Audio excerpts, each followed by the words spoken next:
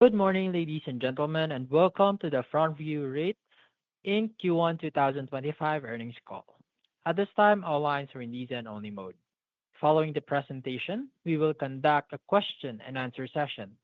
If at any time during this call you require immediate assistance, please press star zero for the operator. This call is being recorded on Thursday, May 15th of 2025. I would now like to turn the conference over to Randy Starr. Randy, please go ahead. Good morning, everyone, and welcome to our first quarter 2025 earnings call. I'm joined today by Stephen Preston, Chairman and Co-CEO. Before I turn it over to Steve, please note that we will be making certain statements that may be considered forward-looking statements under federal securities law. The company's actual results may differ significantly from the matters discussed in these forward-looking statements, and we may not release revisions to these forward-looking statements in the future. Factors and risks that could also cause actual results to differ materially from expectations are disclosed from time to time in greater detail in the company's filings with the SEC and yesterday's press release. Steve? Great. Thank you, Randy. Good morning, everyone. Welcome to FrontView's Q1 2025 earnings call. As a reminder, FrontView is an internally managed net lease REIT that acquires, owns, and manages primarily properties with frontage on high-traffic roads that are highly visible to consumers. Since entering the public markets in October of 2024, we have demonstrated our ability to source accretive acquisitions. The first quarter of 2025 was no exception, and we acquired approximately $49.2 million of properties at an average cap rate of 7.9%, exceeding our pricing guidance by about 40 basis points and having a weighted average lease term of approximately 12 years. The acquisitions are diversified across 9 industries, 13 tenants, and 13 states, including 8 new tenants and 2 new states. Investment-grade tenants accounted for approximately 29% of the annualized base rent from these acquisitions. Subsequent to the close of the quarter, we have closed on 1 additional property for an additional $3.6 million at an initial cash capitalization rate of 8.1% and a lease term of 7 years. We also have 5 properties under contract for an additional $15.7 million at a weighted average initial cash capitalization rate of 8% and a weighted average lease term of approximately 8 years. The properties under contract are diversified across 5 industries, 6 tenants, and 4 states, with the investment-grade tenants representing approximately 20% of the ABR. We have the ability to grow quickly and accretively with our existing team, provided that we have an appropriate cost of capital. Since February, we have seen our share price decline. Given our current share price and cost of our capital, we have slowed the pace of our acquisition activity in order to prudently allocate capital. At this time, we are now planning to acquire between $125 million and $145 million of acquisitions during 2025, though our pipeline of opportunities remains robust, and we believe we will be able to immediately recommence acquisition activity at our prior pace as our cost of capital improves.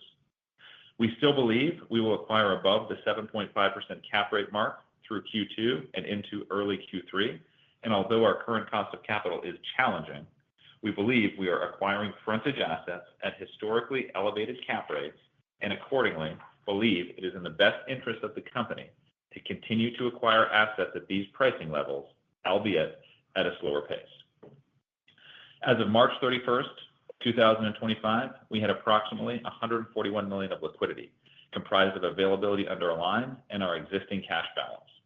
We anticipate having sufficient borrowing capacity under our facility to fund our investment activity for the year, coupled with our ability to reinvest surplus cash flow and generate funds from the sale of properties. We sold 1 operating Freddy's Steakburgers during Q1 at a sales price of $2.05 million at a cap rate of 6.9%. We plan to increase the level of property sales during 2025 to between $20 million and $40 million as we see opportunities to sell off non-core assets and assets with shorter lease term durations, replacing them with longer-term duration leases that fit our acquisition model. In addition, re-tenanting properties can give us the opportunity to create meaningful value for our shareholders. For example, as highlighted in our investor presentation, we proactively re-tenanted a Miller's Ale House with a new Raising Cane's absolute triple net ground lease at a substantially similar rent. We have recently listed the asset for sale at a 4.7% cap rate compared to our prior basis of approximately 7.2%. Notwithstanding our currently planned acquisition slowdown, we reaffirm our prior 2025 AFFO per share guidance within $1.20 to $1.26. Our per share results are sensitive to both the timing and amount of real estate investments, property dispositions, and capital markets activities that occur throughout the year. Drivers that could increase our AFFO per share include quickly ramping up our acquisition activity to prior levels, income from tenant replacements coming back online earlier than expected, and the accretive sale of certain properties throughout the year. Switching gears to the team front. As previously reported, in late April, Tim Diefenbacher transitioned to the private sector and left FrontView earlier this month. Tim has been nothing but a supporter of FrontView, and we wish Tim all the best in his new role and thank him for his work and efforts throughout our IPO process. The board has appointed Randall Starr as CFO, and he will continue to serve as co-CEO. Randy is a key company executive with a strong financial background and is a natural fit for this role. Randy has financial analyst and investment banking experience and has been involved in our portfolio since its inception in 2016. Prior to that, Randy attended NYU's Real Estate Finance graduate program while working for CB Richard Ellis and was more recently overseeing Topgolf as COO and Chief Development Officer, including liaisoning with their accounting and finance departments. Both Randy and I have been very involved in CFO functions from the founding of our business through the IPO and throughout our duration as a public company. Randy is a natural fit for the position, and I look forward to continuing to work closely with Randy as we operate and grow the business. Although Randy will still stay involved in the acquisitions process, his involvement will move to more of an oversight role. Our dedicated, established acquisitions team, which has been responsible for almost $160 million of acquisitions since becoming a public company, is a well-oiled machine and more than capable, requiring no additional hires to execute on our projected acquisition volume. The board has also appointed Sean Kukumara to become our Chief Accounting Officer.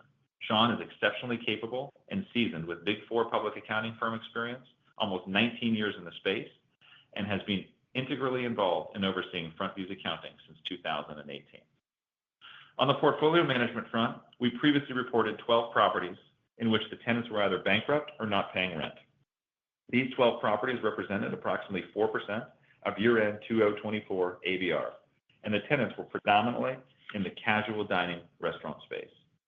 As we will be describing in a few moments, we have demonstrated that the assets we acquire with frontage are desirable to a variety of different users, and that our top-notch, experienced management team is capable of re-tenanting, repurposing, or otherwise selling off assets to maximize value in a time-efficient manner. Of the 12 assets, we have sold one asset. We are under firm contract to sell a second asset. We are under conditional contract to sell 2 additional assets. We have leased one asset. We are under active lease negotiations on 2 assets, with both under signed LOIs. 2 of our Hooters are currently open and rent paying, though we are also negotiating with other major tenants interested to lease the properties, demonstrating the strong real estate fundamentals of these properties. And our Joann's is currently rent paying, but we are actively marketing to be proactive. We now have parallel lease and sale activity on the 11th asset and expect to be in receipt of LOI shortly. And we are actively marketing the 1 remaining asset and anticipate having activity shortly. We are proud of our team and our team's ability to quickly, efficiently, and proactively repurpose these assets. Based upon our efforts to date and subject to customary due diligence and closing conditions, we expect the equivalent return of between approximately 3% and 4% of the approximately 4% year-end ABR previously noted with respect to these 12 properties. Given the projected timing of the aforementioned sales and rent commencements and new leases, equivalent rental replacement income is expected to come back online in Q4 25 or in early 26. At that time, we expect bad debt expenses should run at more normal levels in the 1% to 2% range. And based upon prior historical outcomes, we believe we should see similar recovery rates.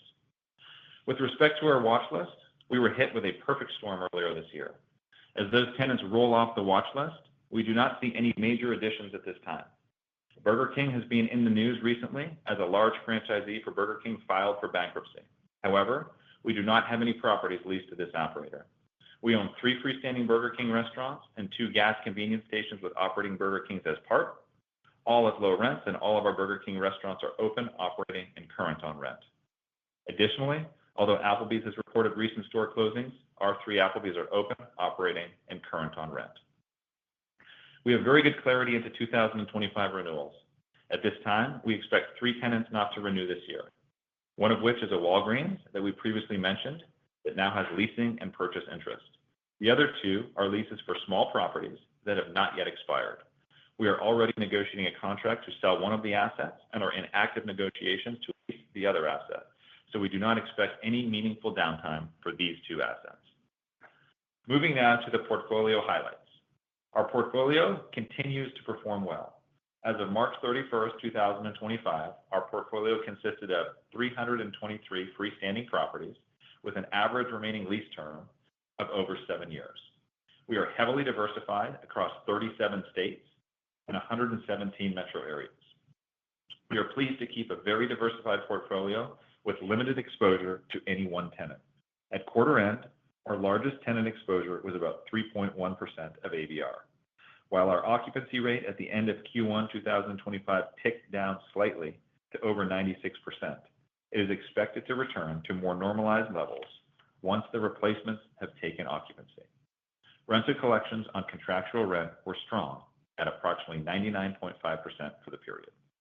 Our tenants are predominantly service in nature, and we do not have a large exposure to general retailers that could be impacted more so from prolonged or higher tariffs. We continue to monitor our tenants in this regard. On a go-forward basis, beginning with the release of our first quarter financials, we will be expanding the detailed disclosure of our tenancies from top 20 to top 40 in our investor presentation. Thank you, and let me turn it over to Randy for more details on the quarterly numbers and guidance. Thanks, Steve. I'll begin by discussing our financial results for the first quarter, followed by an overview of our capital markets activities and our guidance for 2025. I am very pleased to report that for the first quarter, we reported AFFO per share of $0.30, reflecting certain operating efficiencies and strong rent collections for leased properties of 99.5%. Our G&A and property leakage figures came in better than expected when compared with our modeling, reflecting our team's ability to efficiently and effectively operate and manage our business. We continue to be pleased with our acquisition volumes at above-market cap rates, thanks to our ability to capitalize on our niche market, and we expect these acquisitions to contribute significantly to cash flow growth as our cost of capital improves. Our debt to annualized adjusted EBITDAre ratio finished the quarter at 5.7 times, underscoring our prudent approach to leverage and our robust balance sheet. Long term, we'd like to keep this ratio between 5 and 6 times, but we do expect in the near term to exceed 6 times, staying well below 7 times, as we continue to draw down on our line to acquire properties throughout the year at our revised cadence. We do not have any debt maturities in the near term, and in terms of capital markets activities, during the first quarter, we recently locked in our $200 million term loan for 3 years at a SOFR rate of 3.66%, representing an all-in borrowing rate of 4.96%, approximately 65 basis points lower than our current revolver borrowings. Given the makeup of our capital structure, our earnings are a bit more sensitive to short-term SOFR swings until we achieve greater scale, which was the rationale for prudently locking in a large portion of our previously floating rate debt.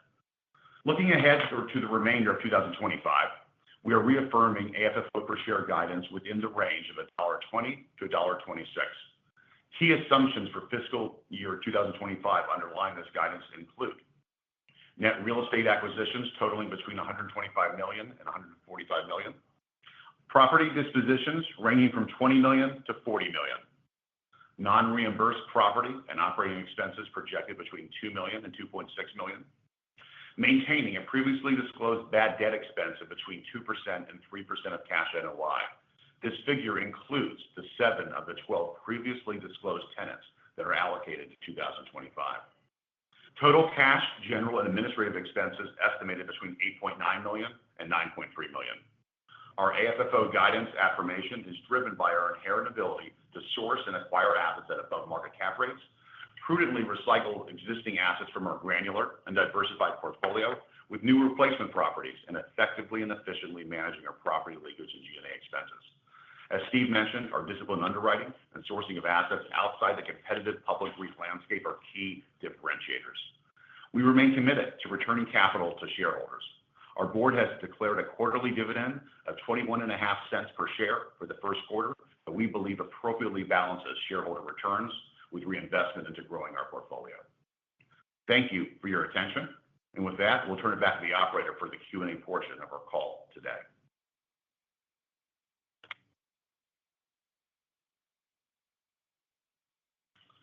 Thank you. And now, ladies and gentlemen, we will now begin the question and answer session. Should you have a question, please press the star button followed by the number one on your telephone keypad. You will hear a prompt that your hand has been raised. Should you wish to cancel your request, please press the star button followed by the number two. And if you are using a speakerphone, please leave the handset before pressing any keys. One moment, please, for our first question.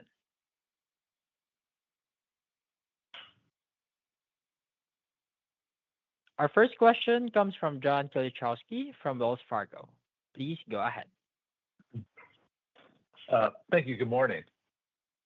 Maybe if we could just start with the credit loss guide of 2 to 3%. I appreciate the color you gave, kind of the 7 properties there. But I was just hoping for maybe a little bit more here because Hooters and Joann's are still paying rent. Could you tell us if that was expected in that guide or where that puts you? And then also maybe the 3 tenants that told you that aren't renewing, what of that is included in this guide as well? Yeah, sure. So for our internal modeling purposes, we did assume that within that 2 to 3% that we had those 7 vacant for the year. And that's how we have modeled. We have taken a small additional vacancy expense just for some sort of unknown that may populate that gets us to that 2 to 3% for the year. With respect to the 3 assets that we expect not to renew, they are small in nature. We have a Walgreens, as we mentioned, and then we have 2 smaller tenants. Combined, they represent less than 100 basis points of ABR. Got it. Thank you. And then maybe, Randy, one for you. Congrats on taking over this CFO seat now as well. Maybe strategically, I don't know if you differ from Tim at all here. And I know we're a long way now from thinking about issuing equity in 26, but at some point, hopefully that becomes a consideration again. How are you thinking about that? Where do you all need to be trading for that to kind of come back into consideration? Well, I think it's no secret that we're obviously very unhappy with our current share price. It certainly doesn't reflect the value of our portfolio. That is one reason why while we continue to see it's a very constructive transaction environment out there right now. And so our acquisition team has a number of fantastic leads that we would be able to act on, but we have purposely scaled down, as you can see from our guidance, just to make sure that we have sufficient liquidity at the end of the year. With our acquisition cadence now, that would leave us in between $60 and $70 million of liquidity projected at year end, which we think gives us some flexibility heading into next year and also gives us more time to have the stock rebound. Mm-hmm. We also have, thank you. Obviously, we're also very mindful of our debt to EBITDA ratios here, and those will be staying in the 6s projected this year. But we do have a $200 million accordion feature on our line, so we do have ample access to liquidity. Okay. I appreciate the response. Thank you. Sorry. Thank you so much for the question, John. And now we're going to move on to Daniel Guglielmo from Capital One Securities. Please go ahead. Hi, everyone. Thank you for taking my questions. I appreciate the work you all been doing around the offline properties. As you've gone through those negotiations, have you seen any tangible benefits from the properties having direct frontage? Are there pricing benefits, more interest, quicker closing times? Anything you have around that would be great. Yeah, for sure. And that's a great question. Thank you for that. Yeah, no, I think that it speaks to the makeup and composition of our portfolio and assets that do contain that frontage. So given the short time that these were hit, the fact that we have made such progress so quickly, I think we'd love to say that it's the management team and we put a pat on our back, and certainly that is some component of it. But the assets themselves, from the real estate standpoint that we so very carefully choose, is very integral to that response and that quick response. And again, the asset size that we have, with the larger footprint, makes these buildings and land tracts interesting to a lot of other opportunities and options, which allows us to facilitate a quicker cleanup of any assets that come back. So yes, I absolutely believe that these assets compared to a large box that sits back without frontage is certainly a huge benefit, and it allows us to tailor an approach that is a lot quicker to clean up. Great. Yeah, I appreciate that. And then in the commentary, you mentioned the increased disposition guidance. Are there certain characteristics of the properties in the portfolio that you feel are kind of ripe for recycling? You mentioned the shorter lease terms, but is there anything else that's been enticing buyers to transact at a lower cap rate? Yeah, no, again, a good question. And so we look at that and we come through the portfolio, and certainly the shorter term duration assets are ones that are good to sell off into the space. And then if we can accretively turn that into an asset that happens to have a longer lease term, then that's beneficial to us. At the same time, there are other assets that I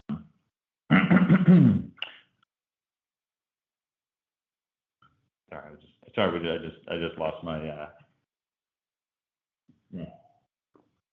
that have, sorry about that, that have some certain rent that could be harder to backfill at the time of a renewal. So we're looking at that aspect of it as well. That allows us to take an asset and offload it, and then replace that later with a better cap rate asset and an asset with a rent that is more replaceable. And we also, Dan, will look at the sector as well. We've been very cognizant of the type of sectors that we've been acquiring in for the past, since the IPO. We've really been targeting medical, dental, veterinary services, automotive services, convenience stores, QSR, fitness, finance, and if they're well located, a few Dollar Tree stores as well. So if we have the opportunity to recycle, let's say, a sector, whether it's casual dining or one that we're really not focusing on now, with the newer asset with a longer lease term, we see that as quite favorable for the portfolio. And there's also cap rate arbitrage as well that plays a role into that. As we mentioned on our remarks, we have assets that would trade in the marketplace at significantly lower cap rates than at cap rates that we're acquiring at. Great, thank you. I appreciate it. In terms of how we try to do this, just to give you a little bit more information on it, when we're selling properties, we hire brokers who we know have phenomenal, Rolodexes of buyers all over the country. And these are brokers who we typically don't like to buy from because they get very good cap rates. We like to buy from the brokers who are smaller and also direct through our relationships. So they're very strategic on who we hire to sell our properties. Great, thank you. Appreciate the color. Yep, you bet. Thank you so much for the question, Daniel. And now we're going to move to Anthony Paolone from JP Morgan. Please go ahead. Yeah, thanks, and good morning. First question is, if I look in your supplemental, you ended the quarter with, you show $62 million of annual base rent. Can you just maybe bridge the 12 properties? Like, what's in that 62, what's not? Just so we understand kind of, your guidance, what's more of a sort of guide or reserve, for lack of a better term, versus like what you're showing here that's actually contractually still in place. Yeah, so we've got Sean here as well that can jump in, but within that 62, we believe that the 7 are not part of that. So we would just have any additional incremental vacancy that we would be taking off the top of that. So that rental revenue is not built into the 62 and then being taken off of. We're at a net number on the 62. Okay, so we should think about if with those 7 properties, re-tenant. Yeah, you shouldn't take off another 2% and change off of the 62 to reflect the 7 properties. Right. So conversely, like late 25, early 26, you're going to add to the 62 in theory if those get backfilled. Correct. Okay, got it. And then you mentioned kind of normalized bad debts of I think 1 to 1.5% over time. How should we think about that just in terms of steady state? You have contractual bumps of, call it, about 1.5 points.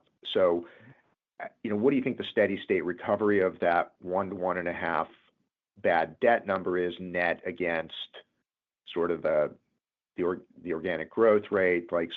How should we think about just steady state net NOI growth, if you will? Yeah, for sure. So yeah, that's right. So typically the leases, have either annual rental escalations or they bump typically every 5 years. And you're usually bumping about 10% every 5 years, 7.5% to 10%, or you're sort of 1 to 2% annually. And that gets you into that, 1.3, 1.4, 1.5 sort of average. It's based on the 10%. It's not an exact science each year. So you have that inherent to the portfolio. And then, with respect to, the other bad debt of the portfolio, it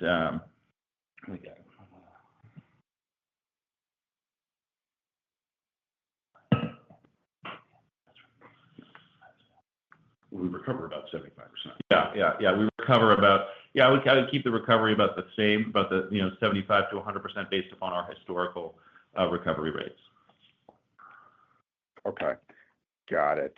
And then just last one. I mean, obviously you're taking actions here to get your cost of capital back. But I mean, if we sit here and think about fast forward, whether it's 12 months, 18 months, if you're still in a situation where you just don't have access to equity, what is sort of plan B? I mean, how long do you guys foresee, doing this before, there has to be some other action beyond just waiting for, the capital cost to come back through recycling and so forth? Yeah, no, I mean, listen, it's a good question. It's top of mind for everybody, of course, right? So, we want to make sure that we can continue to execute, which I think we've been doing. We want to continue to make sure that we're making prudent decisions within the portfolio.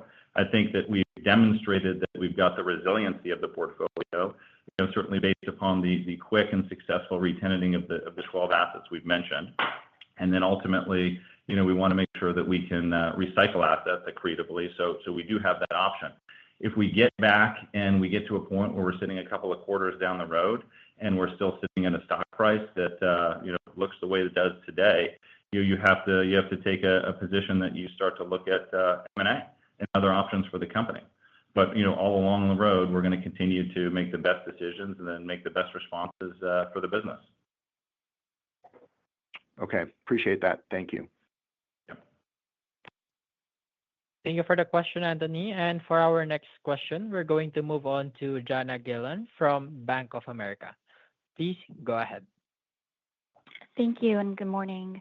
I'm curious how you're thinking about your investment spreads between recycling the portfolio and using new capital. And it sounds like you could buy in the mid to high sevens and then sell in the mid to high sixes. Is that the correct way to think about it?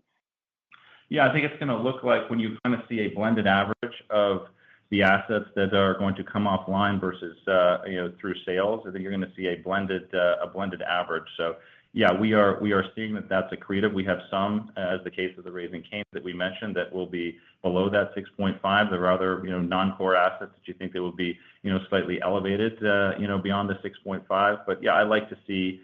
I think you can see about 100 basis point or so spread on average between where we would exit and then where we would acquire. And in the meantime, increasing our walls. Great. Yep. And I apologize if I missed this in the SUP, but do you disclose average or median tenant rent coverage? I see that you get financial reporting from a large portion of your portfolio. We do not. We don't get a lot of reporting. Yeah, we do not disclose at this time. Thank you.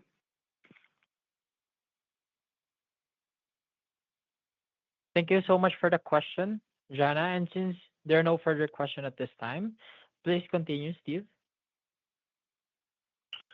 Yes, no, thank you, everybody. We appreciate the questions. We appreciate your time, and we look forward to collectively building this company.